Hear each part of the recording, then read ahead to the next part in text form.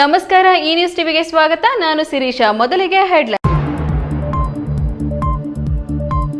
ಪಿಎಸ್ಐಗೆ bale ಮಂಜೂರು ವಿಚಾರ court ಕಲಾಪ ಬಹಿಷ್ಕರಿಸಿದ ವಕೀಲರು. ಪ್ರತಿಭಟನೆ ಬೆನ್ನಲ್ಲೇ ಪಿಎಸ್ಐ ಶರಣಪ್ಪ ಹಾಗೂ ಎಎಸ್ಐ ವೆಂಕಟೇಶ್ ಅಮಾನತು. ಕೂಲಿ ಕಾರ್ಮಿಕರಿಗೆ ಕಾರ್ಖಾನೆ ಮ್ಯಾನೇಜರ್ನಿಂದ ಚಾಕು ಹಿಡಿತ. ಕೋಳಿ ಬಣ್ಣ ದೋಕುಳಿ ವೇಳೆ ರಕ್ತ ದೋಕುಳಿ, ಕಾರ್ಮಿಕನ ಬರ್ಬರ ಹತ್ಯೆ.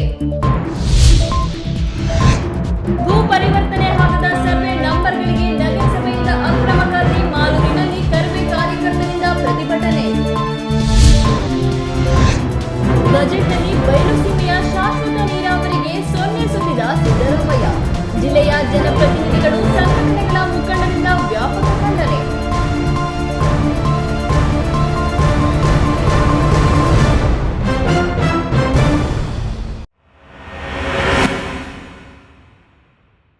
ವಾರ್ತೆಗಳ ವಿವರ.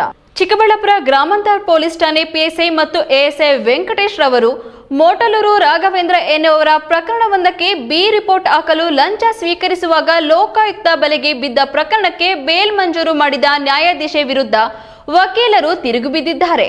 ಇದರಿಂದ ಭ್ರಷ್ಟಾಚಾರವನ್ನ ಬೆಂಬಲಿಸಿದಂತಾಗುತ್ತದೆ. ನ್ಯಾಯಾಂಗದ ವ್ಯವಸ್ಥೆ ಮೇಲೆ ಸಾರ್ವಜನಿಕರು ನಂಬಿಕೆ ಕಳೆದುಕೊಳ್ಳುವಂತಾಗಿದೆ. ಆತುರವಾಗಿ ನೀಡಿರುವ ತುರ್ತು ಬೇಲ್ ರದ್ದುಪಡಿಸಬೇಕು ಎಂದು ಒತ್ತಾಯಿಸಿ ಚಿಕ್ಕಬಳ್ಳಾಪುರ ನ್ಯಾಯಾಲಯದ ವಕೀಲರು ಇಂದು ಕೋರ್ಟ್ ಕಲಾಪಗಳನ್ನು ಬಹಿಷ್ಕರಿಸಿ ಲೋಕಾಯುಕ್ತ ಪರ ನ್ಯಾಯಕ್ಕಾಗಿ ಒತ್ತಾಯಿಸಿದರು.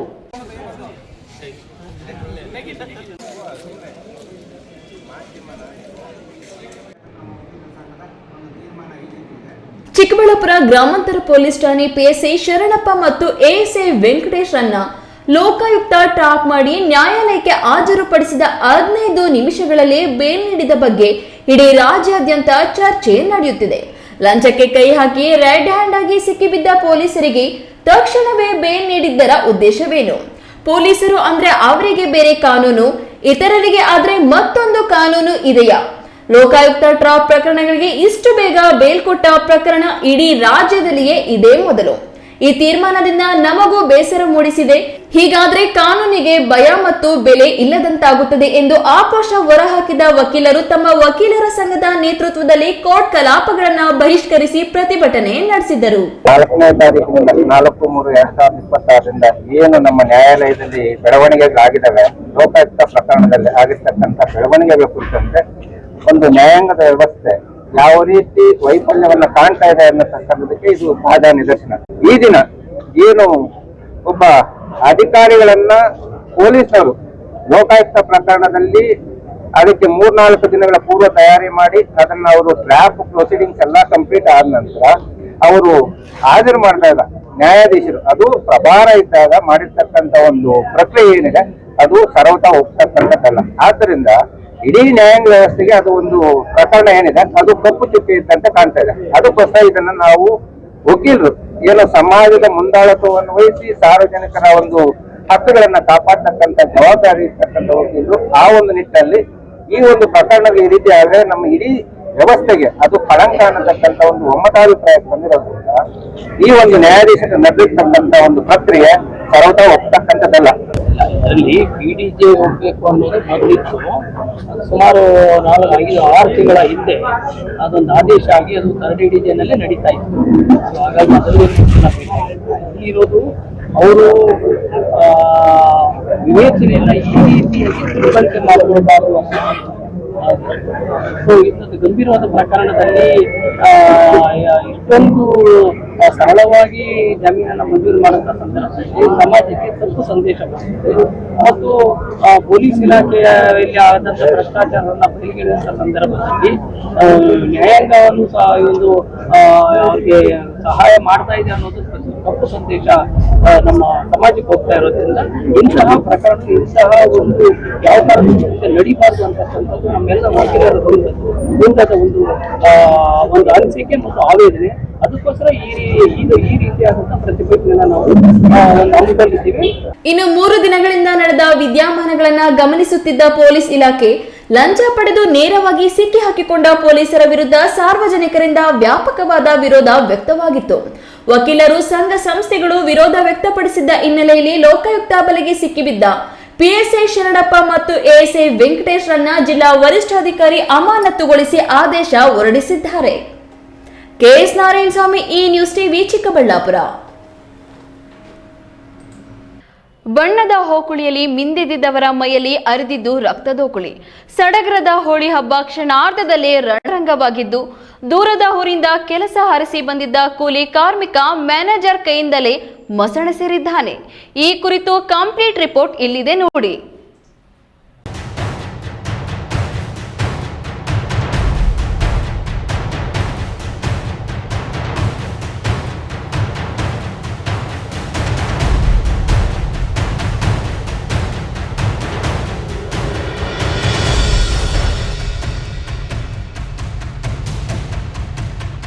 ಅದೇನು ಸಂಭ್ರಮ, ಅದೇನು ಸಡಗರ. ಹೋಳಿ ರಂಗಿನಾಟದಲ್ಲಿ ಕುಣಿದು ಕುಪ್ಪಳಿಸಿದ್ದಾರೆ, ಮೈಮರೆತು ಸಂಭ್ರಮಿಸಿದ್ದಾರೆ. ಇದೇ ಸ್ಥಳದಲ್ಲಿ ಇವರೊಂದಿಗೆ ಕೇಕೆ ಹಾಕಿ ನರ್ತಿಸಿದ್ದು ಜವರಾಜ. ನಿನ್ನೆ ಸಂಜೆ ಕೂಲಿ ಕಾರ್ಮಿಕರೆಲ್ಲ ಸೇರಿ ಹೋಳಿ ಹಬ್ಬವನ್ನ ಸಡಗರ ಸಂಭ್ರಮದಿಂದ ಆಚರಿಸುತ್ತಿದ್ರು. ಕೆಲಸಕ್ಕೆ ರಜೆ ಹಾಕಿ ಕಾರ್ಖಾನೆಯಲ್ಲಿ ಡಿಜೆ ಹಾಡಿಗೆ ಬಣ್ಣಗಳೊಂದಿಗೆ ಕುಣಿದು ಕುಪ್ಪಳಿಸಿದ್ರು. ರಂಗಿನಾಟದಲ್ಲಿ ಕಿರಿಕ್ ಶುರುವಾಗಿದ್ದು, ಮ್ಯಾನೇಜರ್ ಗಿರೀಶ್ ಎಂಬುವನು ಕಾರ್ಮಿಕರಿಗೆ ಚಾಕು ಇರಿದಿದ್ದಾನೆ. ಇರಿತದ ರಭಸಕ್ಕೆ ವಿಕ್ಕಿ ಕುಮಾರ್ ಎಂಬಾತ ಸ್ಥಳದಲ್ಲೇ ಪ್ರಾಣ ಬಿಟ್ಟಿದ್ರೆ, ಮತ್ತೋರ್ವ ಓಂ ಪ್ರಕಾಶ್ ಗಂಭೀರ ಗಾಯಗೊಂಡು ಆಸ್ಪತ್ರೆ ಪಾಲಾಗಿದ್ದಾನೆ. ಇದು ನೆಲಮಂಗಲ ತಾಲೂಕಿನ ಗೋವೇನಹಳ್ಳಿಯ ಖುಷಿ ಆರ್ಎಂಸಿ ಮಿಕ್ಸ್ ಕಾರ್ಖಾನೆಯಲ್ಲಿ ಈ ಘಟನೆ ನಡೆದಿದೆ. ಹೌದು, ನಿನ್ನೆ ಸಂಜೆ ಪೂರ್ತಿ ಬಣ್ಣಗಳಲ್ಲಿ ಮಿಂದೆದ್ದಿದ್ದಾರೆ. ಬಣ್ಣ ದೋಕುಳಿಯಲ್ಲಿ ಸಣ್ಣ ಪುಟ್ಟ ಮನಸ್ತಾಪ ಶುರುವಾಗಿದೆ. ಇದೇ ಹೊತ್ತಲ್ಲಿ ರಾತ್ರಿ ಹಬ್ಬಕ್ಕೆ ಮಾಡಿಸಿದ್ದ ಅಡುಗೆ ತರುವಾಗ ಕಾರ್ಮಿಕ ಓಂ ಪ್ರಕಾಶ್ ಬಣ್ಣದ ಕೈ ಪ್ಲಾಂಟ್ ಆಪರೇಟಿಂಗ್ ಮ್ಯಾನೇಜರ್ ಆಗಿದ್ದ ಗಿರೀಶ್ಗೆ ತಗುಲಿದೆ. ಈ ಸಂಬಂಧ ಮಾತಿಗೆ ಮಾತು ಬೆಳೆದು ಗಿರೀಶ್ ಅಲ್ಲೇ ನಡೆಸಿದ್ದಾನೆ. ಇದನ್ನು ನೋಡಿ ಸ್ಥಳಕ್ಕೆ ಬಂದ ಕಾರ್ಮಿಕ ವಿಕ್ಕಿ ಕುಮಾರ್ ಗಿರೀಶ್ಗೆ ಪ್ರಶ್ನಿಸಿ ಗ್ಲೇಡ್ ಶುರು ಮಾಡಿದ್ದಾನೆ. ಈ ವೇಳೆ ಉದ್ರೇಕಗೊಂಡ ಮ್ಯಾನೇಜರ್ ಗಿರೀಶ್ ವಿಕ್ಕಿ ಕುಮಾರ್ಗೆ ಅಡುಗೆ ಮನೆಯಲ್ಲಿದ್ದ ಚಾಕುವಿನಿಂದ ಎದೆ ಸೇರಿ 2-3 ಬಾರಿ ಇರಿದು ಬಿಟ್ಟಿದ್ದಾನೆ. ಇದನ್ನ ಪಡೆಯಲು ಬಂದ ಓಂ ಪ್ರಕಾಶ್ ಮೇಲೂ ದಾಳಿ ನಡೆಸಿದ್ದಾರೆ. ಕೆಲಸದವರು ಅವರವರೇ ಜಗಳ ಮಾಡ್ಬೇಕಾದ್ರೆ ಸೆಂಟ್ರಲ್ ಗಿರಿ ಬಿಡಿಸ್ಕೊಂಡು ಹೋಗ್ಬೋದು ನಮ್ಮ ಹುಡುಗ. ಸರಿ, ಅವರಿಬ್ಬರಿಗೂ ಅವರಿಬ್ಬರು ಜಗಳ ಬಿಟ್ಟು ಇವರು 3 ಜನ ಜಗಳ ಮಾಡ್ಕೊಂಡೋಗಿ ಸ್ಟಾರ್ಟ್ ಆಯ್ತು. ಜಗಳ ಮಾಡಿಕೊಂಡು ಬರ್ತಿರ್ಬೇಕಾದ್ರೆ ತಿರ್ಗಿ ನಾವೆಲ್ಲ ಬಿಡ್ಸೋಕೆ ಹೋದಾಗೂ ಮತ್ತೆ ಅಷ್ಟರಲ್ಲಿ ಏನಾಗಿತ್ತು ಅಲ್ಲ, ಅದಾದ್ರ ಮುಂದಕ್ಕೆ ನಮಗೆ ಆ ಜನದ ಇದ್ರಲ್ಲಿ ನಮಗೂ ಗೊತ್ತಾಗಿಲ್ಲ ಏನೇನಾಯಿತು ಅಂತ. ಬಿಡಿಸೋದ್ರಲ್ಲಿ ಅಷ್ಟರಲ್ಲಿ ಈ ಥರ ಘಟನೆ ನಡೆದೋಯ್ತು. ತಗೊಂಡ್ಬಂದ್ವಿ ನಾವು. ಯಾರಿಗೂ ವೈರಾಗ್ಯ ಇಲ್ಲ, ಇನ್ನೊಂದಿಲ್ಲ ಮತ್ತೊಂದಿಲ್ಲ, ಎಲ್ಲ ಒಳ್ಳೆ ಆಡಿದ್ದಾರೆ ಸರ್, ಎಲ್ಲರೂ ಒಳ್ಳೆ ಆಡಿದ್ದಾರೆ. ಇರಿತದ ರಭಸಕ್ಕೆ ಕಾರ್ಮಿಕ ವಿಕ್ಕಿ ಕುಮಾರ್ ಸ್ಥಳದಲ್ಲಿ ಉಸಿರು ಚೆಲ್ಲಿದ್ದಾನೆ. ಇರಿತಕ್ಕೆ ಒಳಗಾದ ಮತ್ತೋರ್ವ ಓಂ ಪ್ರಕಾಶ್ ಗಂಭೀರ ಗಾಯಗೊಂಡು ಆಸ್ಪತ್ರೆಯಲ್ಲಿ ಚಿಕಿತ್ಸೆ ಪಡೆಯುತ್ತಿದ್ದಾನೆ. ಹತ್ಯೆಯಾಗಿರುವ ವಿಕ್ಕಿ ಕುಮಾರ್ ಉತ್ತರ ಪ್ರದೇಶ ಮೂಲದವನಾಗಿದ್ದು, ವಾರದ ಹಿಂದೆಯಷ್ಟೇ ಕೆಲಸಕ್ಕೆ ಸೇರಿದ್ದಂತೆ. ವಿಷಯ ತಿಳಿಯುತ್ತಿದ್ದಂತೆ ಕಾರ್ಖಾನೆ ಮಾಲೀಕರು ಆಸ್ಪತ್ರೆಗೆ ರವಾನಿಸಿ ಪೊಲೀಸರಿಗೆ ವಿಷಯ ಮುಟ್ಟಿಸಿದ್ದಾರೆ. ಹಿಂದಿ ಹುಡುಗರು ಅವರವರೇ ಬೆಳಗ್ಗೆಯಿಂದ ರಜೆ ಮಾಡಿ ಹೋಳಿ ಮಾಡ್ಕೊಂಡು ಕಿತ್ತಾಡ್ಕೊಂಡು ಅವರು ಈ ಅಚಾತುರ್ಯ ಮಾಡ್ಕೊಂಡಿದ್ದಾರೆ. ಇದು ಸೆಕ್ಯೂರಿಟಿ ಫೋನ್ ಮಾಡಿ ಇನ್ಫಾರ್ಮ್ ಮಾಡಿರೋ ಈ ಥರ ಜಗಳ ಆಡ್ಕೊತಾ ಇದ್ದಾರೆ ಅಂತ. ಆಮೇಲೆ ಇದಾದಾಗ ಈ ಥರ ಹಾಸ್ಪಿಟ್ಲಿಗೆ ಕರ್ಕೊಂಬರ್ತಾ ಇದೆ ಅಂತ ಹೇಳಿದ್ರು. ಅಲ್ಲಿ ಹಾಸ್ಪಿಟ್ಲಿಗೆ ಬಂದು ನೋಡಿದರೆ ಈ ಥರ ಆಗಿದೆ. ಕೊಲೆ ಬಳಿಕ ಆರೋಪಿ ಗಿರೀಶ್ ರಾತ್ರೋರಾತ್ರಿ ಪೊಲೀಸರಿಗೆ ಶರಣಾಗಿದ್ದ. ಘಟನಾ ಸ್ಥಳಕ್ಕೆ ಬೆಂಗಳೂರು ಗ್ರಾಮಾಂತರ ಎಸ್ಪಿ ಚಂದ್ರಕಾಂತ್ ಭೇಟಿ ನೀಡಿ ಹೆಚ್ಚಿನ ಮಾಹಿತಿ ಕಲೆ ಹಾಕಿದ್ರು. 1 ವರ್ಷದಿಂದ ಅಲ್ಲಿ ಮ್ಯಾನೇಜರ್ ಕೆಲಸ ಮಾಡ್ತಾ ಇರ್ತಾರೆ. ಅವರಿಬ್ಬರು ಜಗಳ ಆಗ್ತಾ ಇದ್ದಾಗ ಈತನು ಏನು ಈ ಥರ ಜಗಳ ಆಗ್ತಾ ಇದೆ ಅಂತ ಅಲ್ಲಿ ಬಿಡಿಸ್ಲಿಕ್ಕೆ ಹೋಗ್ತಾರೆ. ಹೋದಾಗ ಗಿರೀಶು ಮತ್ತು ಈಗ ಏನು ಮೃತಪಟ್ಟಿದ್ದಾನೆ ವಿಕ್ಕಿ ಕುಮಾರು, ಅವರಿಬ್ಬರಿಗೂ ಸ್ವಲ್ಪ ಗಲಾಟೆ ಆಗ್ತದೆ. ಆವಾಗ ಗಿರೀಶ್ ಮ್ಯಾನೇಜರು ಆಚೆ ಬಂದು ಚಾಕ್ ಎತ್ಕೊಂಡು ಬಂದು ಈತನಿಗೆ 2 ಸಲ ಸ್ಟ್ಯಾಬ್ ಮಾಡ್ತಾನೆ. ಸೊ ಅದು ಚೆಸ್ಟ್ಗೆ ಪ್ರಾಬಲಿ ಟಚ್ ಆಗಿದೆ. ಆತನ ಹಾಸ್ಪಿಟ್ಲಿಗೆ ಕರ್ಕೊಂಡು ಹೋಗಿದ್ದಾರೆ, ಅಲ್ಲಿ ಡೆತ್ ಆಗಿದ್ದಾರೆ. ಇನ್ನು ತ್ಯಾಮಗೊಂಡ್ಲು ಪೊಲೀಸ್ ಠಾಣೆಯಲ್ಲಿ ಕೇಸ್ ದಾಖಲಾಗಿದ್ದು, ಆರೋಪಿಯನ್ನ ಹೆಚ್ಚಿನ ವಿಚಾರಣೆಗೆ ಒಳಪಡಿಸಲಾಗಿದೆ. ಏನೇ ಹೇಳಿ, ಬಣ್ಣ ದೋಕುಳಿ ರಕ್ತ ದೋಕುಳಿಯಾಗಿ ತಿರುಗಿದ್ದು ದುರಂತವೇ ಸರಿ. ರಾಮ್ ಪ್ರಸಾದ್ ಕೆಆರ್, ಈ ನ್ಯೂಸ್ ಟಿವಿ, ನೆಲಮಂಗಲ. ಭೂ ಪರಿವರ್ತನೆಯಾಗದ ಕೃಷಿ ಭೂಮಿಗೆ ಅಕ್ರಮವಾಗಿ ಈ ಖಾತೆಗಳನ್ನು ಮಾಡಿ ಭ್ರಷ್ಟಾಚಾರವೆಸಗಿರುವ ಅಧಿಕಾರಿಗಳ ವಿರುದ್ಧ ಕಾನೂನು ಕ್ರಮ ಕೈಗೊಳ್ಳುವಂತೆ ಮಾಲೂರು ನಗರಸಭೆ ಮುಂಭಾಗ ಕರವೇ ಕಾರ್ಯಕರ್ತರು ಪ್ರತಿಭಟನೆ ನಡೆಸಿದರು. ಕನ್ನಡ 1ರಿಂದ 24ವರೆಗೂ ಈ ಖಾತೆ ಆಗಿದೆ. ನಿಮ್ಮ ಗಮನಕ್ಕೆ ಬರ್ದೇನೆ ಮಾಲೂರು ನಗರದಲ್ಲಿ ಭೂ ಪರಿವರ್ತನೆ ಆಗದ ಸರ್ವೆ ನಂಬರ್ಗಳಿಗೆ ನಗರಸಭೆ ಅಧಿಕಾರಿಗಳು ಅಕ್ರಮ ಈ ಖಾತೆ ಮಾಡಿ ಸರ್ಕಾರದ ಬೊಕ್ಕಸಕ್ಕೆ ನಷ್ಟ ಉಂಟು ಮಾಡಿ ಅಕ್ರಮವೆಸಗಿರುವ ಅಧಿಕಾರಿಗಳು ಕೂಡಲೇ ಕ್ರಮ ಕೈಗೊಳ್ಳುವಂತೆ ಕರವೇ ಅಧ್ಯಕ್ಷ ಎಂಎಸ್ ಶ್ರೀನಿವಾಸ್ ನೇತೃತ್ವದಲ್ಲಿ ಪ್ರತಿಭಟನೆ ನಡೆಸಿ ಪೌರಾಯುಕ್ತ ಮಹದೇವ್ ಅವರಿಗೆ ಮನವಿ ಪತ್ರ ಸಲ್ಲಿಸಿದರು. ಈ ವೇಳೆ ಕರವೇ ತಾಲೂಕು ಅಧ್ಯಕ್ಷ ಎಂಎಸ್ ಶ್ರೀನಿವಾಸ್ ಮಾತನಾಡಿ, ಮಾಲೂರು ನಗರದ ಸರ್ವೆ ನಂಬರ್ 213, 216ರ ನಂಬರ್ಗಳಲ್ಲಿ ವಿವಿಧ ವಿಸ್ತೀರ್ಣಗಳ ಪಹಣಿ ಇರುತ್ತದೆ. ಸದರಿ ಸರ್ವೆ ನಂಬರ್ಗಳು ಭೂ ಪರಿವರ್ತನೆ ಆಗಿರುವುದಿಲ್ಲ ಹಾಗೂ ಮಾಲೂರು ಯೋಜನಾ ಪ್ರಾಧಿಕಾರದಿಂದ ನಕ್ಷೆ ಅನುಮೋದನೆಯನ್ನು ಪಡೆದಿರುವುದಿಲ್ಲ. ಆದರೂ ಸಹ ಈ ಖಾತೆಗಳನ್ನು ಮಾಡಿ ನಗರಸಭೆಗೆ ಆರ್ಥಿಕ ನಷ್ಟ ಉಂಟು ಮಾಡಿ ಕರ್ತವ್ಯ ಲೋಪ ಎಸಗಿ ಅಕ್ರಮದಿಂದ ಕಾನೂನು ಬಾಹಿರವಾಗಿ ಖಾತೆಗಳನ್ನು ಮಾಡಿ ಲಕ್ಷಾಂತರ ರುಗಳ ಆರ್ಥಿಕ ನಷ್ಟ ಉಂಟು ಮಾಡಿದ್ದಾರೆ. ನಗರಸಭೆಯಲ್ಲಿ ಕಾರ್ಯನಿರ್ವಹಿಸುತ್ತಿರುವ ಕಂದಾಯ ಅಧಿಕಾರಿ ಚಂದ್ರು ಎಂ, ಕಂದಾಯ ನಿರೀಕ್ಷಕ ಅನಿಲ್ ಬಿವಿ, ವಿಷಯ ನಿರ್ವಾಹಕರು Manjunath, data entry operator Srinath ಇವರೆಲ್ಲರೂ ಸೇರಿ ಅಕ್ರಮದಲ್ಲಿ ತೊಡಗಿ ಕರ್ತವ್ಯ ಲೋಪ ಎಸಗಿರುವುದು ಕಂಡು ಬಂದಿರುತ್ತದೆ. ಕೂಡಲೇ ಇವರ ಮೇಲೆ ಕ್ರಿಮಿನಲ್ ಪ್ರಕರಣ ದಾಖಲಿಸಬೇಕು. ಇಲ್ಲವಾದಲ್ಲಿ ನಗರಸಭೆ ಮುಂಭಾಗದಲ್ಲಿ ಅನಿರ್ದಿಷ್ಟ ಪ್ರತಿಭಟನೆ ಹಮ್ಮಿಕೊಳ್ಳಲಾಗುವುದು ಎಂದು ಎಚ್ಚರಿಕೆ ನೀಡಿ ಮನವಿ ಸಲ್ಲಿಸಿದರು. ಒಂದು ಮನವಿಯನ್ನು ಕೊಟ್ಟಿದ್ದೀವಿ ನಮ್ಮ ಪೌರಾಯುಕ್ತರಿಗೆ. ಆ ಮನವಿ ವಿಷಯ ಏನಂದರೆ, ನಮ್ಮ ಮಾಲೂರಿನಲ್ಲಿ ಪಟಾಲಮ್ಮ ಬಡಾವಣೆಯಲ್ಲಿ 213 ಮತ್ತು 216 ಅಂತ 2 ಸರ್ವೆ ನಂಬರಲ್ಲಿ ಜಾಗ ಇದೆ. ಆ ಜಾಗ ಬಂದು ಯಾವುದೇ ರೀತಿಯಲ್ಲಿ ಭೂ ಪರಿವರ್ತನೆಯೂ ಆಗಲಿಲ್ಲ ಮತ್ತು ನಮ್ಮ ಟೌನ್ ಪ್ಲಾನ್ ಅಪ್ರೂವಲ್ಲು ಆಗದೇ ನಮ್ಮ ಅಧಿಕಾರಿಗಳು ಅದರಲ್ಲಿ ಶಾಮೀಲಾಗಿ ಅವ್ರ ಹತ್ರ ಲಕ್ಷ ಹಣವನ್ನು ಪಡ್ಕೊಂಡು ಅದರಿಗೆ ಈ ಖಾತೆ ಅಧಿಕೃತ ಅಂತೇಳಿ ಈ ಖಾತೆ ಅನಾಥೆ ಮತ್ತು ಇನ್ನೊಂದು ಬೇರೆ 5 ಒಟ್ಟು 29 ಇಕ್ಕಿದ್ದಾರೆ. ಅದ್ರ ವಿರುದ್ಧ ನಾವು ಕಾನೂನು ಕ್ರಮ ಕೈಗೊಳ್ಳಲೇ ಮಾಡಬೇಕು, ಅವರನ್ನು ಮನೆಗೆ ಕಳಿಸ್ಬೇಕು ಅಂತೇಳಿ ಇವತ್ತು ಮನವಿ ಕೊಟ್ಟಿದ್ದೀವಿ, ಒಂದು ಕಾಲಾವಕಾಶ ಕೊಟ್ಟಿದ್ದೀರಿ.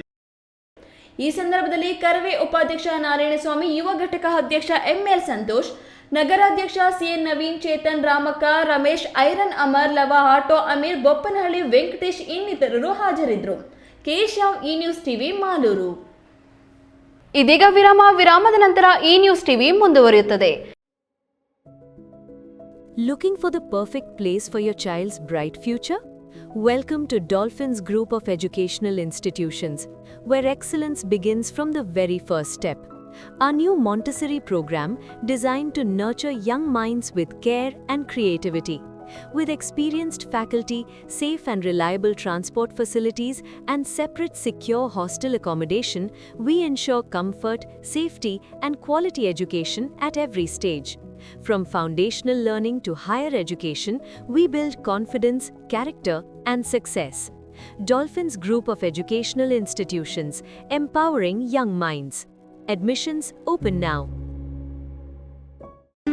ಖ್ಯಾತ ಶಸ್ತ್ರಚಿಕಿತ್ಸಾ ತಜ್ಞ ಡಾಕ್ಟರ್ ಪ್ರಶಾಂತ್ ಮೂರ್ತಿ ಸಾರಥ್ಯದಲ್ಲಿ ಆರಂಭಗೊಂಡಿದೆ ಅತ್ಯಾಧುನಿಕ ಸೌಲಭ್ಯಗಳನ್ನು ಒಳಗೊಂಡ ದಿನದ 24 ಗಂಟೆಗಳ ಕಾಲ ಕಾರ್ಯನಿರ್ವಹಿಸುತ್ತಿರುವ ಅಭಯ ಆಸ್ಪತ್ರೆಯಲ್ಲಿ ಎಲ್ಲಾ ರೀತಿಯ ಚಿಕಿತ್ಸೆಗಳು ಲಭ್ಯ. ಗುಣಮಟ್ಟದ ಆರೋಗ್ಯ ಸೇವೆಯನ್ನು ಕೈಗೆಟುಕುವ ದರದಲ್ಲಿ ಒದಗಿಸುವುದು ನಮ್ಮ ಧ್ಯೇಯ. ಚಿಕ್ಕಬಳ್ಳಾಪುರ ಜಿಲ್ಲೆಯಲ್ಲಿ ಆರಂಭಗೊಂಡಿರುವ ಈ ಆಸ್ಪತ್ರೆಯಲ್ಲಿ ಈ ಕೆಳಕಂಡ ಚಿಕಿತ್ಸೆಗಳು ಲಭ್ಯ: ತುರ್ತು ಸೇವೆ, ಜನರಲ್ ಮೆಡಿಸಿನ್, ಜನರಲ್ ಸರ್ಜರಿ, ಮಕ್ಕಳ ತಜ್ಞ ವೈದ್ಯರ ಸೇವೆ, ಎಂಡೋಸ್ಕೋಪಿ, ಮೂಳೆ ರೋಗ ತಜ್ಞರ ಸೇವೆ, ಸ್ತ್ರೀರೋಗ ತಜ್ಞರ ಸೇವೆ, gastro enterology, CT scanning, ultrasound ಹಾಗೂ ಪ್ರಯೋಗಾಲಯ ಸೇವೆಗಳು ಲಭ್ಯವಿದೆ. ಭಾರತದ ಪ್ರತಿಷ್ಠಿತ ದ್ವಿಚಕ್ರ ವಾಹನಗಳಲ್ಲಿ ಒಂದಾದ ಹೀರೋ ಬೈಕ್ಗಳು ಚಿಕ್ಕಬಳ್ಳಾಪುರ ಜಿಲ್ಲೆಯಲ್ಲಿ ಲಭ್ಯ. ಉದ್ಯಮಿ ಅಧಿಕೃತ ಡೀಲರ್ ಲಕ್ಷ್ಮೀನಾರಾಯಣ್ ಸಾರಥ್ಯದಲ್ಲಿ ಆರಂಭವಾಗಿರುವ ಶೋರೂಮ್ ಹಲವು ವೈಶಿಷ್ಟ್ಯತೆಗಳಿಂದ ಕೂಡಿದೆ. ಹೀರೋ ಕಂಪನಿಯ ಬೈಕ್ಗಳ ಅಧಿಕೃತ ಮಾರಾಟಗಾರರು ಮತ್ತು ಸರ್ವಿಸ್ ಸೆಂಟರ್ ಸೇವೆಗಳು ಚಿಕ್ಕಬಳ್ಳಾಪುರದಲ್ಲಿ ಈಗ ಲಭ್ಯ. ವಿಳಾಸ: ವಿಶಾಲ್ ಮಾರ್ಟ್ ಮುಂಭಾಗ, ಬೇಬಿ ರಸ್ತೆ, ಚಿಕ್ಕಬಳ್ಳಾಪುರ. ವಿರಾಮದ ನಂತರ ಈ ನ್ಯೂಸ್ ಟಿವಿಗೆ ಸ್ವಾಗತ. ಇಂದು ಸಿಎಂ ಸಿದ್ದರಾಮಯ್ಯ ಮಂಡಿಸಿದ 17ನೇ ಬಜೆಟ್ನಲ್ಲಿ ಕರ್ನಾಟಕದ ಸರ್ಕಾರದಿಂದ ಪೆನ್ನಾರ್ ಜಲಾನಯ ಪ್ರದೇಶದ ಬರಪೀಡಿತ ಜಿಲ್ಲೆಗಳ ಕನ್ನಡಿಗರ ಕಡೆಗಣನೆ. ಗಡಿ ಜಿಲ್ಲೆಗಳಿಗೆ ದಶಕಗಳಿಂದ ನೀರಾವರಿ ತಾರತಮ್ಯ ಮುಂದುವರೆದಿದೆ. ಸರ್ಕಾರ ಕೆಸಿ ವ್ಯಾಲಿ ಮತ್ತು ಎಚ್ಎನ್ ವ್ಯಾಲಿ ಯೋಜನೆಗಳ 3ನೇ ಹಂತದ ಶುದ್ಧೀಕರಣಕ್ಕೆ ಮುಂದಾಗದೆ ಮೊಂಡಾಟ ಮುಂದುವರೆಸಿದೆ. ಅಂಕಿ ಅಂಶಗಳೇ ಸರ್ಕಾರದ ವೈಫಲ್ಯಕ್ಕೆ ಸ್ಪಷ್ಟ ಕನ್ನಡಿ ಹಿಡಿದಿದೆ ಎಂದು ಜಿಲ್ಲೆಯ ಜನಪ್ರತಿನಿಧಿಗಳು, ಮುಖಂಡರು ಕಿಡಿಕಾರಿದ್ದಾರೆ.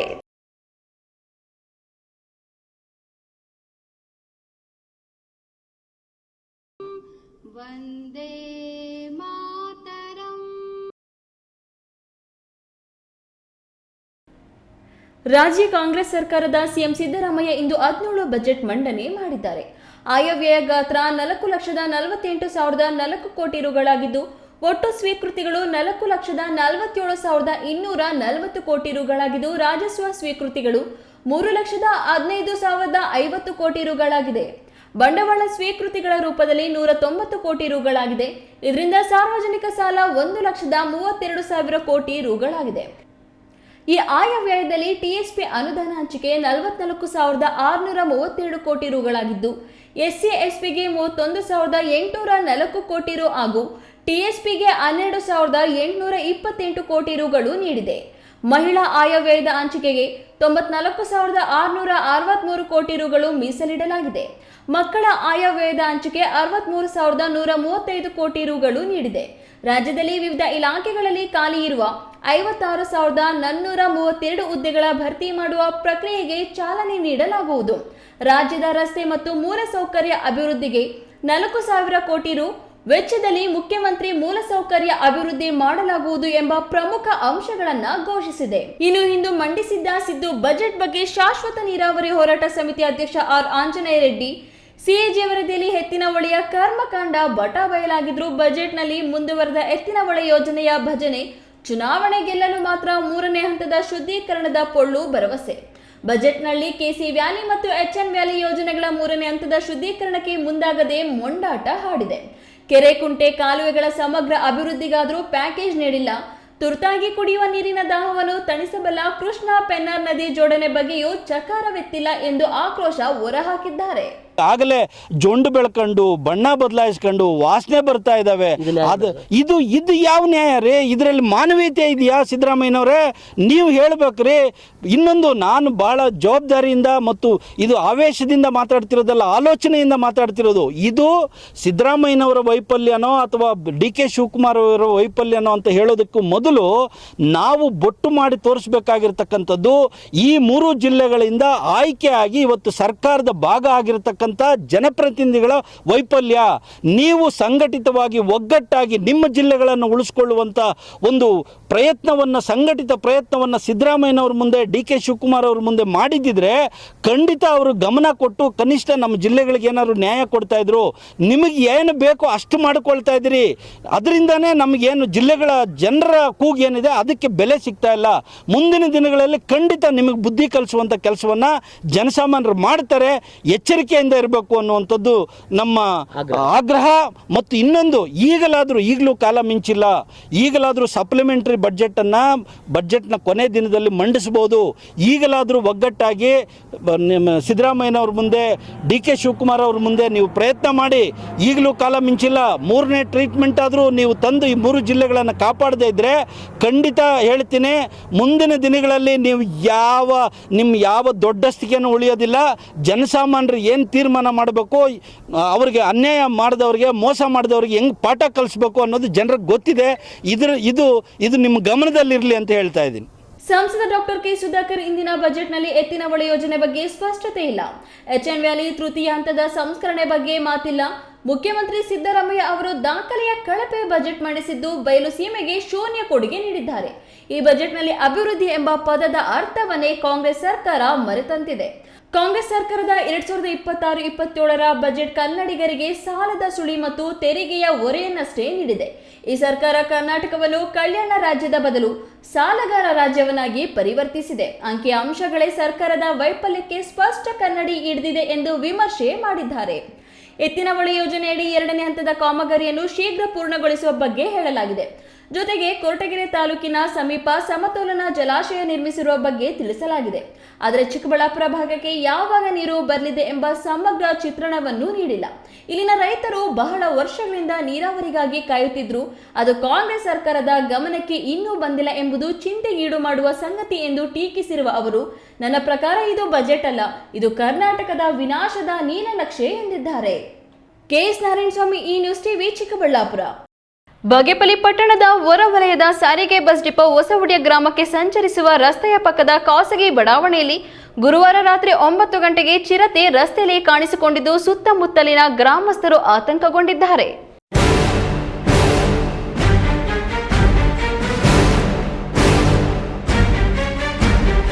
ಬಾಗೇಪಲ್ಲಿ ಪಟ್ಟಣದ ಹೊರವಲಯದಲ್ಲಿ ಗುರುವಾರ ರಾತ್ರಿ 9 ಗಂಟೆ ಸಮಯದಲ್ಲಿ ಚಿರತೆಯೊಂದು ಕಾಣಿಸಿಕೊಂಡಿದೆ.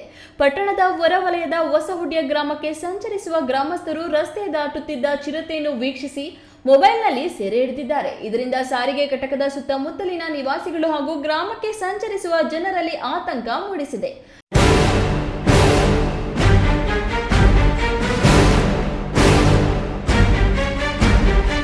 ಘಟನಾ ಸ್ಥಳಕ್ಕೆ ಸರ್ಕಲ್ ಇನ್ಸ್ಪೆಕ್ಟರ್ ಅಜಯ್ ಸಾರಥಿ ಮತ್ತು ಅರಣ್ಯ ಉಪವಲಯದ ಅಧಿಕಾರಿಗಳು ಭೇಟಿ ನೀಡಿ ಪರಿಶೀಲನೆ ಮಾಡಿದ್ದಾರೆ. ಪಿಎಸ್ ರಾಜೇಶ್, ಈ ನ್ಯೂಸ್ ಟಿವಿ, ಬಾಗೇಪಲ್ಲಿ.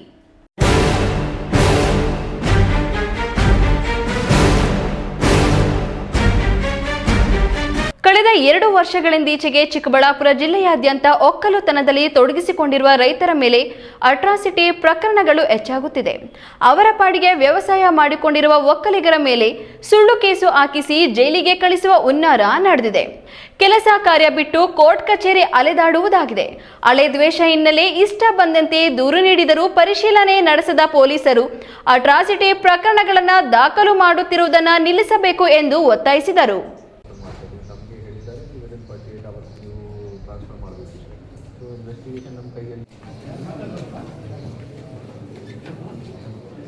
ಚಿಕ್ಕಬಳ್ಳಾಪುರ ಜಿಲ್ಲೆಯಲ್ಲಿ ಕಳೆದ 2 ವರ್ಷಗಳಿಂದೀಚೆಗೆ ಅಟ್ರಾಸಿಟಿ ಪ್ರಕರಣಗಳ ದಾಖಲು ಪ್ರಮಾಣ ಹೆಚ್ಚಾಗುತ್ತಿದೆ.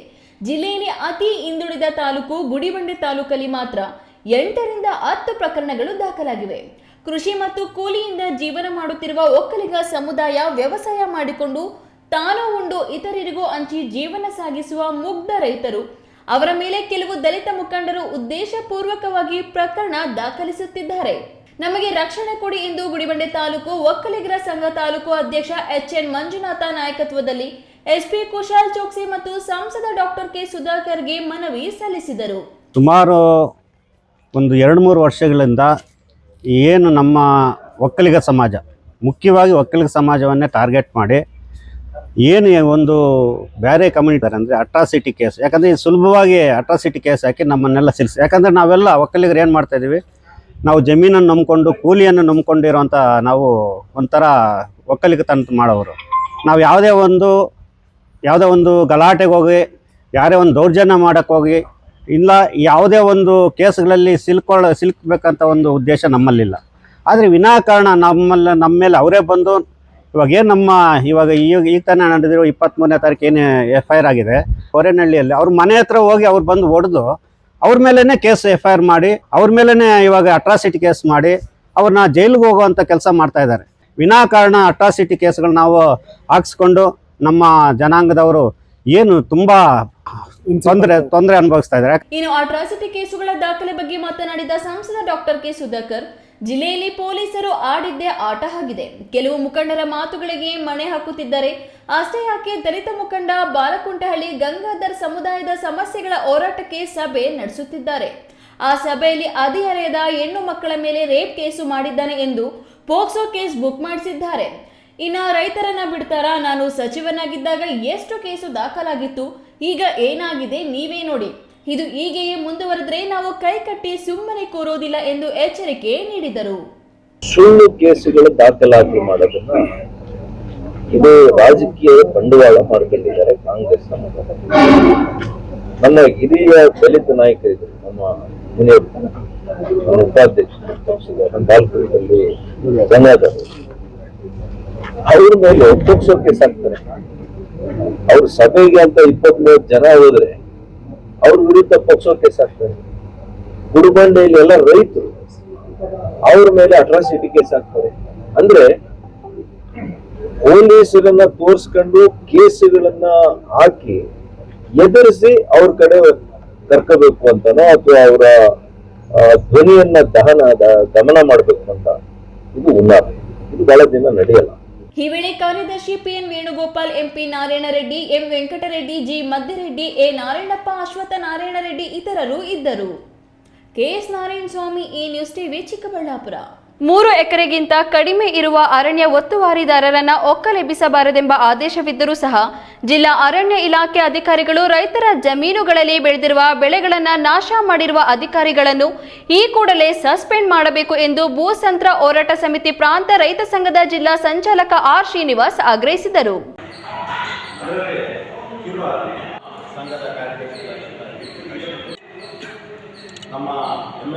ಕೋಲಾರ ನಗರದ ಪತ್ರಕರ್ತರ ಭವನದಲ್ಲಿ ನಡೆದ ಸುದ್ದಿಗೋಷ್ಠಿಯಲ್ಲಿ ಭೂಸಂತ್ರ ಹೋರಾಟ ಸಮಿತಿ ಪ್ರಾಂತ ರೈತ ಸಂಘದ ಜಿಲ್ಲಾ ಸಂಚಾಲಕ ಆರ್ ಶ್ರೀನಿವಾಸ್ ಮಾತನಾಡಿ, ಅರಣ್ಯ ಇಲಾಖೆ ಸಚಿವರು ಇಲಾಖೆಯ ಅಧಿಕಾರಿಗಳ ನಡೆಯನ್ನು ಖಂಡಿಸಿ ಪದೇ ಪದೇ ರೈತರ ವಿಚಾರದಲ್ಲಿ ದೌರ್ಜನ್ಯ ಮಾಡುತ್ತಿರುವ ಅರಣ್ಯ ಇಲಾಖೆ ಅಧಿಕಾರಿಗಳ ವಿರುದ್ಧ ಕಾನೂನು ಕ್ರಮ ಕೈಗೊಳ್ಳಬೇಕು. ಸರ್ಕಾರದ ಆದೇಶಕ್ಕೂ ಬೆಲೆ ಇಲ್ಲದೆ ಮನಸೋ ಇಚ್ಛೆ ಅರಣ್ಯ ಇಲಾಖೆ ಅಧಿಕಾರಿಗಳ ಕರ್ತವ್ಯ ರೈತರ ವಿರುದ್ಧವಾಗಿ ನಿಂತಿದೆ ಎಂದು ಬೇಸರ ವ್ಯಕ್ತಪಡಿಸಿದರು. ರಾಜ್ಯದಲ್ಲಿ ಅಂದಿನ 1924ರಿಂದ 1931ರವರೆಗೆ ಕಿರು ಅರಣ್ಯ ಪ್ರದೇಶಗಳನ್ನ ನೋಟಿಫಿಕೇಶನ್ಗಳನ್ನು ಅಂದಿನ ಜಿಲ್ಲಾಧಿಕಾರಿಗಳು ಮಾಡಿದ್ದು, ಅದರಂತೆ ಕೆಲವು ಜಿಲ್ಲೆಗಳಲ್ಲಿ ಇವು ಜಾರಿಯಾಗಿದೆ. ಅವುಗಳನ್ನು 3 ವರ್ಷ ಮತ್ತು 5 ವರ್ಷಗಳಿಗೆ ಮಾತ್ರ ಸೀಮಿತಗೊಳಿಸಲಾಗಿದೆ ಎಂದರು. ಸುದ್ದಿಗೋಷ್ಠಿಯಲ್ಲಿ ಹರಟಿ ಪ್ರಕಾಶ್, ಕೆಪಿಆರ್ಎಸ್ ಸಂಘಟನೆಯ ಮುಖಂಡರಾದ ಸೂರ್ಯನಾರಾಯಣ, ಪಾತಕೋಟೆ ನವೀನ್, ಡಾಕ್ಟರ್ ಗೋವಿಂದಪ್ಪ, ಮಂಜುನಾಥ್, ಗಾಂಧಿನಗರ ನಾರಾಯಣಸ್ವಾಮಿ, ವೆಂಕಟೇಶ್ ಇತರರು ಇದ್ದರು. ಸತೀಶ್, ಈ ನ್ಯೂಸ್ ಟಿವಿ, ಕೋಲಾರ. ಕುರಿ ಮತ್ತು ಉಣ್ಣೆ ಅಭಿವೃದ್ಧಿ ನಿಗಮದ ಅಡಿ ಬರುವ ಯೋಜನೆಗಳಲ್ಲಿ ಫಲಾನುಭವಿಗಳ ಆಯ್ಕೆ ಕುರಿತು ಸರ್ಕಾರ ಹೊರಡಿಸಿರುವ ಪರಿಷ್ಕೃತ ಆದೇಶವನ್ನು ಹಿಂಪಡೆಯಬೇಕೆಂದು ಕರ್ನಾಟಕ ಕುರಿ ಮತ್ತು ಮೇಕೆ ಸಾಕಾಣಿಕೆದಾರರ ಮಹಾಮಂಡಳಿ ಒತ್ತಾಯಿಸಿದೆ. 500ಕ್ಕಿಂತ ಮೇಲೆ ಇದ್ದಾರೆ ಮೆಂಬರ್ಸ್. ನಮ್ಮ ಹೋಬಳಿ ನಾವು ಕ್ಯಾಟಗರಿ ಮುಖಾಂತರವಾಗಿ ಅವರು ಗೈಡ್ಲೈನ್ ಕೊಡ್ತಾರೆ. ಕುರಿ ಅಭಿವೃದ್ಧಿ ನಿಗಮದಿಂದಲೇ ನಡೀತಾ ಸಹಕಾರಿ ಚಿಕ್ಕಬಳ್ಳಾಪುರ ನಗರದ ಪತ್ರಕರ್ತರ ಭವನದಲ್ಲಿ ಏರ್ಪಡಿಸಿದ ಸುದ್ದಿಗೋಷ್ಠಿಯಲ್ಲಿ ಕುರಿ ಮತ್ತು ಉಣ್ಣೆ ಅಭಿವೃದ್ಧಿ ನಿಗಮದಡಿ ಬರುವ ಯೋಜನೆಗಳಲ್ಲಿ ಫಲಾನುಭವಿಗಳ ಆಯ್ಕೆ ಕುರಿತು ಸರ್ಕಾರ ಹೊರಡಿಸಿರುವ ಪರಿಷ್ಕೃತ ಆದೇಶವನ್ನು ಹಿಂಪಡೆಯಬೇಕೆಂದು ಒತ್ತಾಯಿಸಿದರು. ಕರ್ನಾಟಕ ಕುರಿ ಮತ್ತು ಮೇಕೆ ಸಾಕಾಣಿಕೆದಾರರ ಮಹಾಮಂಡಳಿ ನಿರ್ದೇಶಕ ಕೆ ರಾಮಪ್ಪ ಮಾತನಾಡಿ, ಇದುವರೆಗೆ ಕುರಿ ಮತ್ತು ಉಣ್ಣೆ ಅಭಿವೃದ್ಧಿ ನಿಗಮದ ಯೋಜನೆಗಳನ್ನು ಕುರಿ ಮತ್ತು ಉಣ್ಣೆ ಉತ್ಪಾದಕರ ಸಹಕಾರ ಸಂಘಗಳಲ್ಲಿ ಸದಸ್ಯತ್ವ ಹೊಂದಿರುವ ಫಲಾನುಭವಿಗಳಿಗೆ ಜಿಲ್ಲಾ ಪಂಚಾಯಿತಿಯ ಮುಖ್ಯ ಕಾರ್ಯನಿರ್ವಹಣಾಧಿಕಾರಿಗಳ ಅಧ್ಯಕ್ಷತೆಯಲ್ಲಿ ಅನುಷ್ಠಾನಗೊಳಿಸಲಾಗುತ್ತಿತ್ತು. ಆದರೆ ಇತ್ತೀಚೆಗೆ ಸರ್ಕಾರ ಮುಖ್ಯಮಂತ್ರಿಗಳ ಅಧ್ಯಕ್ಷತೆಯಲ್ಲಿ ಆದೇಶವನ್ನು ಮಾರ್ಪಾಡು ಮಾಡಿ ಆಯಾ ವಿಧಾನಸಭಾ ಕ್ಷೇತ್ರಗಳ ಶಾಸಕರ ಅಧ್ಯಕ್ಷತೆಯಲ್ಲಿ ಫಲಾನುಭವಿಗಳ ಆಯ್ಕೆ ಸಮಿತಿ ರಚಿಸಿ ಸಹಕಾರ ಸಂಘ ಸದಸ್ಯತ್ವದ ನಿಯಮವನ್ನು ತೆಗೆದುಹಾಕಿ ಯೋಜನೆಗಳನ್ನು ಅನುಷ್ಠಾನಗೊಳಿಸುವಂತೆ ಆದೇಶ ಹೊರಡಿಸಿದೆ. ಈ ಕ್ರಮದಿಂದ ಹಲವು ವರ್ಷಗಳಿಂದ ಸಹಕಾರ ಸಂಘಗಳನ್ನು ನಡೆಸಿಕೊಂಡು ಬಂದಿರುವ ಸದಸ್ಯರು ಹಾಗೂ ಆಡಳಿತ ಮಂಡಳಿಗಳಿಗೆ ಅನ್ಯಾಯವಾಗುತ್ತಿದೆ ಎಂದು ಎಚ್ಚರಿಕೆ ನೀಡಿದರು. ನಮ್ಮ CM ಆದಂಥ ಸಿದ್ದರಾಮಣ್ಣವರು ಹಿಂದಿನಿಂದ ಪದ್ಧತಿ ಏನಿತ್ತಂದರೆ, ಯಾವುದೇ ನಮ್ಮ ಕುರಿ ನಿಗಮದಿಂದ ಫಲಾನುಭವಿಗಳನ್ನ ಆಯ್ಕೆ ಮಾಡಿ ಫಲಾನುಭವಿಗಳಿಗೆ ಸಾಲ ವಿತರಣೆ ಮಾಡಬೇಕು ಅಂತಿದ್ರೆ ನೇರವಾಗಿ ಈ ನಮ್ಮ ಸಹಕಾರ ಸಂಘಗಳಿಂದ ಫಲಾನುಭವಿಗಳನ್ನ ಆಯ್ಕೆ ಮಾಡಿ. ಸುದ್ದಿಗೋಷ್ಠಿಯಲ್ಲಿ ಮೂರ್ತಿ, ಅಶ್ವತ್ಥರೆಡ್ಡಿ, ಶ್ರೀನಿವಾಸ್ ಮೂರ್ತಿ, ಲೋಕೇಶ್ ಗೌಡ, ಕೃಷ್ಣಪ್ಪ, ನಾರಾಯಣಸ್ವಾಮಿ ಇದ್ದರು. KS ನಾರಾಯಣಸ್ವಾಮಿ, ಈ ನ್ಯೂಸ್ ಟಿವಿ, ಚಿಕ್ಕಬಳ್ಳಾಪುರ. ಇದೀಗ ವಿರಾಮದ ನಂತರ ಈ ನ್ಯೂಸ್ ಟಿವಿ ಮುಂದುವರಿಯುತ್ತದೆ. ಆಹಾರ ಮತ್ತು ನಾಗರಿಕ ಸರಬರಾಜು ಮತ್ತು ಗ್ರಾಹಕರ ವ್ಯವಹಾರಗಳ ಇಲಾಖೆಯ ಸಚಿವರು, ಬೆಂಗಳೂರು ಗ್ರಾಮಾಂತರ ಜಿಲ್ಲಾ ಉಸ್ತುವಾರಿ ಸಚಿವರು ಹಾಗೂ ದೇವನಹಳ್ಳಿ ವಿಧಾನಸಭಾ ಕ್ಷೇತ್ರದ ಜನಪ್ರಿಯ ಶಾಸಕರು ಸನ್ಮಾನ್ಯ ಶ್ರೀ ಕೆ.ಎಚ್. ಮುನಿಯಪ್ಪಜಿರವರಿಗೆ ಹುಟ್ಟುಹಬ್ಬದ ಶುಭಾಶಯಗಳು. ಶುಭ ಕೋರುವವರು ಆವತಿಗೆ ವೆಂಕಟೇಶ್ ರವರು, ಗೊಬ್ಬರಗುಂಟೆ ಗೋಪಾಲಕೃಷ್ಣರವರು ಮತ್ತು ಅತ್ತಿಬೆಲೆ ನರಸಪ್ಪರವರು, ಕಾಂಗ್ರೆಸ್ ಮುಖಂಡರು, ಆವತಿ ಗ್ರಾಮ ಪಂಚಾಯಿತಿ, ದೇವನಹಳ್ಳಿ ವಿಧಾನಸಭಾ ಕ್ಷೇತ್ರ, ಬೆಂಗಳೂರು ಗ್ರಾಮಾಂತರ ಜಿಲ್ಲೆ. ಕಷ್ಟಪಟ್ಟು ಹಣ ಕೊಡಿಸಿ ಒಡವೆ ಮಾಡಿಸಿರ್ತೀರಿ. ಮಕ್ಕಳ ಉನ್ನತ ವ್ಯಾಸಕ್ಕೋ, ಅವ್ರ ಮದ್ವೆಗೋ ಅಥವಾ ಯಾವ್ದಾದ್ರೂ ಆರೋಗ್ಯ ಸಮಸ್ಯೆ ಬಂದಾಗ ಹಣ ಬೇಕಾಗತ್ತೆ. ಆ ಚಿನ್ನವನ್ನ ಮಾರೋಕೆ ಅಂತ ಹೋದಾಗ ಬೇಕಾಬಿಟ್ಟಿ ಬೆಲೆ ಕೇಳ್ತಾರೆ ಅನ್ನೋ ಚಿಂತೆಲಿದ್ದೀರಾ? ಇನ್ನು ಮುಂದೆ ಆ ಚಿಂತೆ ಮಾಡೋ ಪ್ರಮೇಯನೇ ಇಲ್ಲ. ಹಿಂದೆ ಹಿಂದೂಸ್ತಾನ್ ಗೋಲ್ಡ್ ಕಂಪನಿಗೆ ಬನ್ನಿ. ತಾವು ಅಡ ಇಟ್ಟಿರೋ ಚಿನ್ನವನ್ನ ತಕ್ಷಣ ಬಿಡಿಸಿ ಇಂದಿನ ಆನ್ಲೈನ್ ಬೆಲೆಗೆ ಕೊಂಡ್ಕೊಂಡು ಕೂಡಲೇ ಬಾಕಿ ಹಣವನ್ನ ನಿಮ್ ಕೈ ಕೊಡ್ತಾರೆ. ನಿಮ್ಮ ಕನಸಿನ ಸಾಕಾರಕ್ಕೆ ಜೊತೆ ಆಗ್ತಾರೆ. ಹಿಂದೂಸ್ತಾನ್ ಗೋಲ್ಡ್ ಕಂಪನಿ, ಇದು ನಿಮ್ಮ ಕಂಪನಿ ಅಲ್ಲ, ನಮ್ಮೆಲ್ಲರ ಕಂಪನಿ. ನನ್ನ ಕನಸು ಡಾಕ್ಟರ್ ಆಗೋದು. ಡಾಕ್ಟರ್ ಆಗೋದು ನನ್ನ ಕನಸು. ಮಗಳು ಡಾಕ್ಟರ್ ಆಗ್ಲಿ ಅನ್ನೋದು ನನ್ನ ಕನಸು. ಕನಸು ಎಲ್ಲರಿಗೂ ಇರುತ್ತದೆ. ಮಗನು ಡಾಕ್ಟರ್ ಆಗ್ಬೋದೇನ್ರಿ? ನನ್ನ ಕನಸು ಡಾಕ್ಟರ್ ಆಗೋದು. ಕನಸು ಎಲ್ಲರ ಹಕ್ಕು. ಆದರೆ ಕನಸು ನನಸಾಗಲು ಬೇಕು ನಂಬಿಕೆ, ಛಲ ಮತ್ತು ಪರಿಶ್ರಮ ನೀಟ್ ಅಕಾಡೆಮಿ. ವಿರಾಮದ ನಂತರ ಈ ನ್ಯೂಸ್ ಟಿವಿಗೆ ಸ್ವಾಗತ. ಇದೀಗ ಸಂಕ್ಷಿಪ್ತ ಸುದ್ದಿಗಳು. ಕರ್ನಾಟಕ ರಾಜ್ಯದ ರೈತಾಪಿ ವರ್ಗದ ಮುಂದೆ ಇರುವ ಸಂಕಷ್ಟ ಹಾಗೂ ಸವಾಲುಗಳನ್ನು ಪರಿಣಾಮಕಾರಿಯಾಗಿ ಹಿಮ್ಮೆಟ್ಟಿಸಲು ಕರ್ನಾಟಕ ಪ್ರಾಂತ ರೈತ ಸಂಘದಿಂದ 18ನೇ ರಾಜ್ಯ ಸಮ್ಮೇಳನವನ್ನು ನಗರದ KEB ಸಮುದಾಯ ಭವನದಲ್ಲಿ ಮಾರ್ಚ್ 9ರಿಂದ 11ರವರೆಗೆ 3 ದಿನಗಳ ಕಾಲ ಹಮ್ಮಿಕೊಳ್ಳಲಾಗಿದೆ ಎಂದು KPRS ಸಂಘಟನೆ ಮುಖಂಡರು ಹೇಳಿದರು. ಕೋಲಾರ ನಗರದ ಪತ್ರಕರ್ತರ ಭವನದಲ್ಲಿ ನಡೆದ ಸುದ್ದಿಗೋಷ್ಠಿಯಲ್ಲಿ ಮಾತನಾಡಿದ ಅವರು, ಈ ಸಮ್ಮೇಳನದಲ್ಲಿ ರಾಜ್ಯದ ಎಲ್ಲಾ ಜಿಲ್ಲೆಗಳನ್ನು ಪ್ರತಿನಿಧಿಸಿ ಸುಮಾರು 350 ರೈತರ ನಾಯಕರು ಭಾಗವಹಿಸಲಿದ್ದಾರೆ. ಗಾಂಧಿ ವನದಿಂದ ಬೆಳಿಗ್ಗೆ 10:30ಕ್ಕೆ ಮೆರವಣಿಗೆ ಆರಂಭಗೊಂಡು ನಗರದ ಕೆಇಬಿ ಸಮುದಾಯ ಭವನದಲ್ಲಿ ಸಮಾವೇಶ ನಡೆಯಲಿದ್ದು, ಹಳೆ ಬಸ್ ನಿಲ್ದಾಣದ ಬಹಿರಂಗ ಸಭೆಯನ್ನು ಮಾಡಲು ತೀರ್ಮಾನ ಕೈಗೊಳ್ಳಲಾಗಿದೆ ಎಂದರು. ಸುದ್ದಿಗೋಷ್ಠಿಯಲ್ಲಿ ವಿ ಗೀತಾ, ಗಾಂಧಿನಗರ ನಾರಾಯಣಸ್ವಾಮಿ, ಸೂರ್ಯನಾರಾಯಣ, ಪಾತಕೋಟೆ ನವೀನ್, ವೆಂಕಟೇಶ್, ನಾರಾಯಣ ರೆಡ್ಡಿ ಇತರರು ಇದ್ದರು. ಕೊನೆಯದಾಗಿ ಮತ್ತೊಮ್ಮೆ ಹೆಡ್ಲೈನ್ಸ್. ಪಿಎಸ್ಐಗೆ ಬೇಲ್ ಮಂಜೂರು ವಿಚಾರ ಕೋರ್ಟ್ ಕಲಾಪ ಬಹಿಷ್ಕರಿಸಿದ ವಕೀಲರು. ಪ್ರತಿಭಟನೆ ಬೆನ್ನಲ್ಲೇ ಪಿಎಸ್ಐ ಶರಣಪ್ಪ ಹಾಗೂ ಎಎಸ್ಐ ವೆಂಕಟೇಶ್ ಅಮಾನತು. ಕೂಲಿ ಕಾರ್ಮಿಕರಿಗೆ ಕಾರ್ಖಾನೆ ಮ್ಯಾನೇಜರ್ನಿಂದ ಚಾಕು ಹಿಡಿತ. ಹೋಳಿ ಬಣ್ಣ ದೋಪುಳಿ ವೇಳೆ ರಕ್ತ ದೋಪುಳಿ, ಕಾರ್ಮಿಕನ ಭರ್ಬರ ಹತ್ಯೆ. ಭೂ ಪರಿವರ್ತನೆ ಆಗದ ಸರ್ವೆ ನಂಬರ್ಗಳಿಗೆ ನಗರಸಭೆಯಿಂದ ಅಕ್ರಮ ಖರೀದಿ. ಮಾಲೂರಿನಲ್ಲಿ ಕರ್ವೆ ಕಾರ್ಯಕರ್ತರಿಂದ ಪ್ರತಿಭಟನೆ. ಬಜೆಟ್ನಲ್ಲಿ ಬಯಲುಸೀಮೆಯ ಶಾಶ್ವತ ನೀರಾವರಿಗೆ ಸೊನ್ನೆ ಸುತ್ತಿದ ಸಿದ್ದರಾಮಯ್ಯ. ಜಿಲ್ಲೆಯ ಜನಪ್ರತಿನಿಧಿಗಳು, ಸಂಘಟನೆಗಳ ಮುಖಂಡರಿಂದ ವ್ಯಾಪಕ ಖಂಡನೆ.